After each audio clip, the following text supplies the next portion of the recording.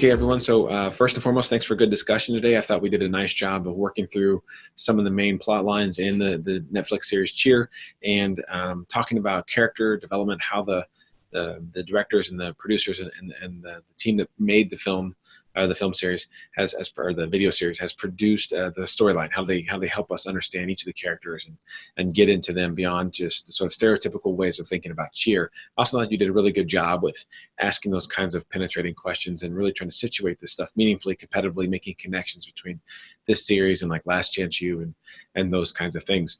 But one of the questions I got towards the end, particularly actually it was right after class, one of your fellow students came up and said, "What do I mean when I say how is the story being told, or how is it being presented to us?"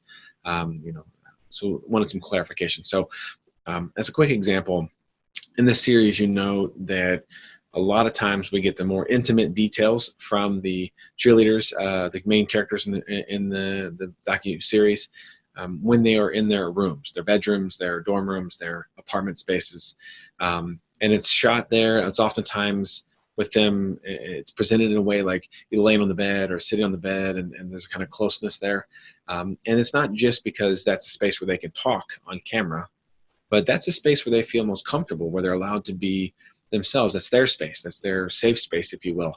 And so there's an importance to how that's shot and where it's shot in terms of them feeling comfortable to say some of the things that they say. I mean, anytime someone puts a camera in our face, we tend to be critically aware of that. Even if, some people get really nervous, some people get really guarded, and it's hard to get people to open up in some cases about important or sensitive issues.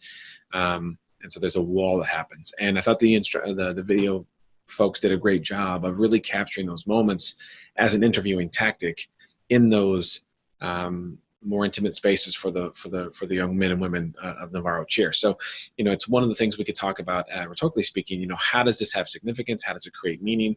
Is there a strategy behind it? What did it allow them to get maybe that they couldn't have if they'd just been talking to them, on the quad or on a bench or in practice? And so it's those kinds of things we want to look at in terms of as part of the conversation on how something is being presented to us.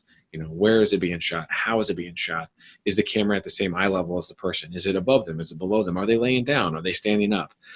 Is it presented to us after an incident has occurred? Or is it presented to us as part of a different kind of storyline? So if somebody doesn't make mat, then we obviously get cuts to conversations about being on mat versus not on mat.